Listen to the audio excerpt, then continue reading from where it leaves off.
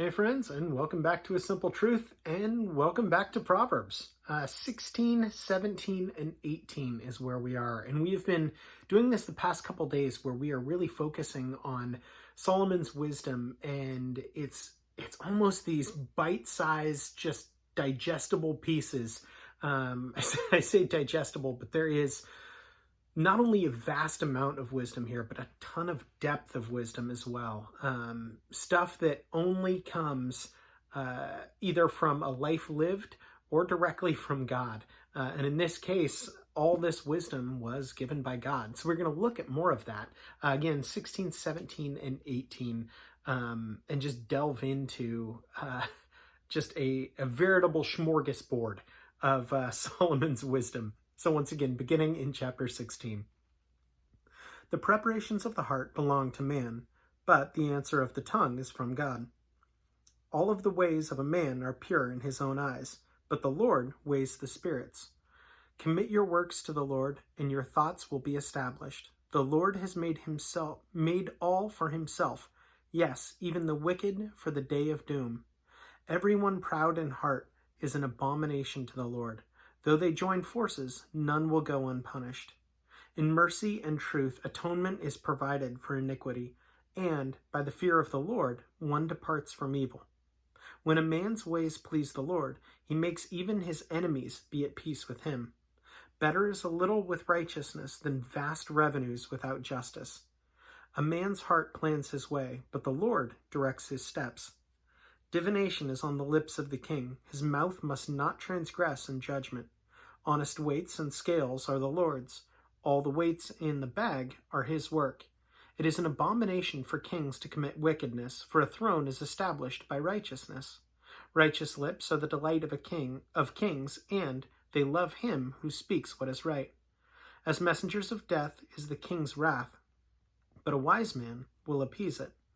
In the light of the king's face is life, and his favor is like a cloud of the latter rain. How much better to get wisdom than gold, and to get understanding is to be chosen rather than silver. The highway of the upright is to depart from evil. He who keeps his way preserves his soul. Pride goes before destruction, and a haughty spirit before a fall.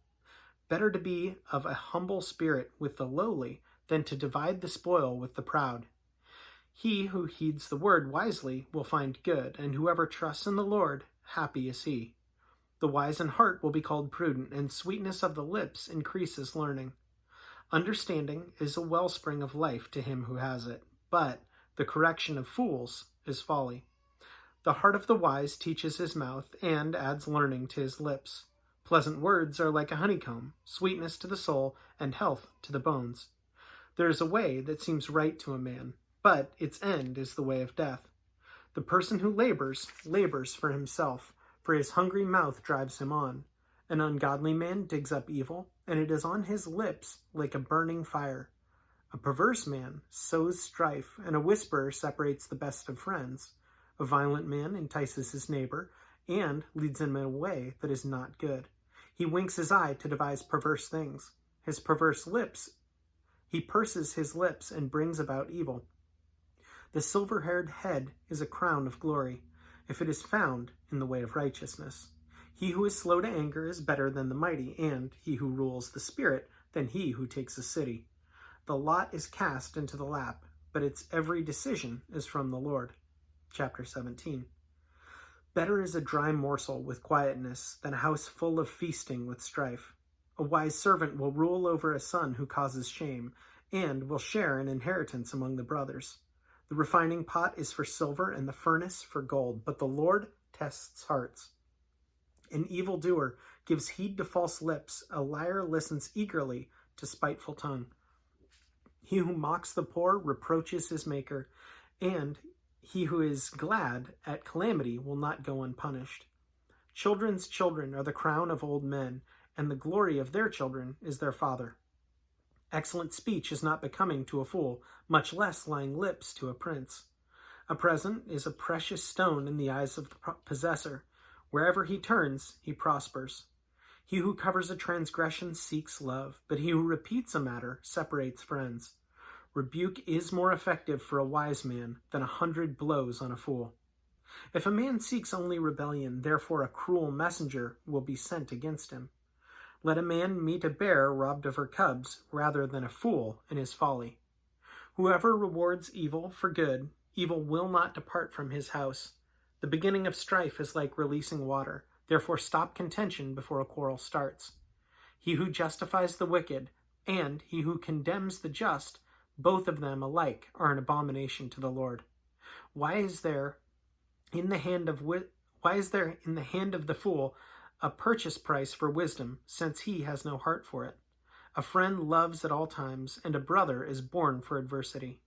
A man devoid of understanding shakes his hand in a pledge and becomes surety for his friend.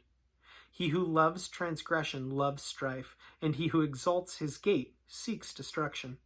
He who has a deceitful heart finds no good, and he who has a perverse tongue falls into evil. He who begets a scoffer does so to his sorrow, and the father of a fool has no joy.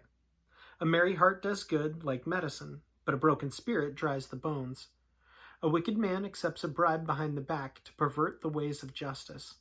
Wisdom is in the sight of him who has understanding, but the eyes of a fool are on the ends of the earth. A foolish son is a grief to his father, and bitterness to her who bore him.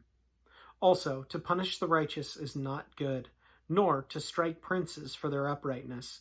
He who has knowledge spares his words, and a man of understanding is of a calm spirit. Even a fool is counted wise when he holds his peace. When he shuts his lips, he is considered perceptive. Chapter 18. A man who isolates himself seeks his own desire. He rages against all wise judgment. A fool has no delight in understanding, but in expressing his own heart. When the wicked comes, contempt comes also, and dishonor comes reproach.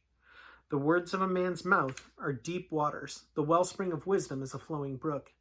It is not good to show partiality to the wicked or to overthrow the righteous in judgment. A fool's lips enter into contention, and his mouth calls for blows. A fool's mouth is his destruction, and his lips are the snare of the soul.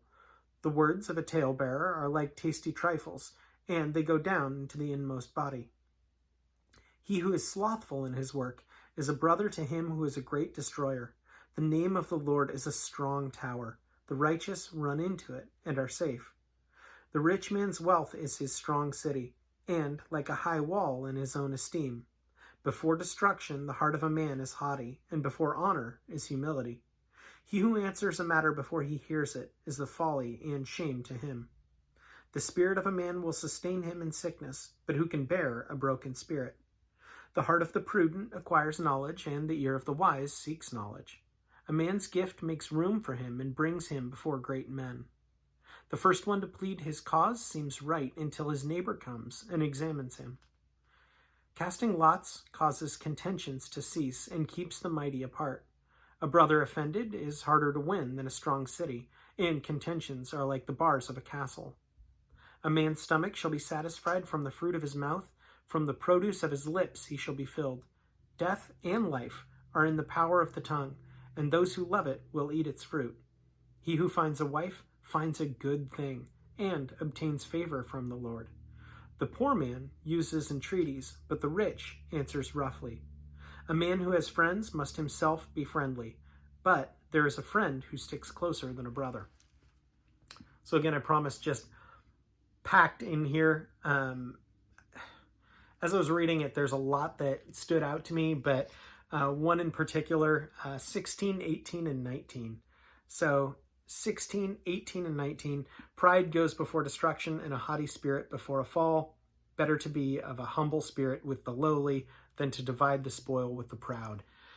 And that's something that I could memorize and get tattooed all over my body and have on my bed sheets and have on my ceiling and on my mirror. It's so easy to choose pride, and I do it constantly, which is amazing because I have very little reason to be prideful. I'm just not that smart or talented, and yet, but that's still something that happens. So I think this is a good reminder. I mean, it's something that I have to be very mindful of, is to choose humility and choose referring and relying on God, because other than that, I just have no truth without him. So that's what I took away from today's. There's a ton in there. I may go back and find some other stuff to get tattooed and put on the ceiling. But as always, thank you so much for joining, friends. And hope you have a great rest of your day. Thanks a lot. See you then.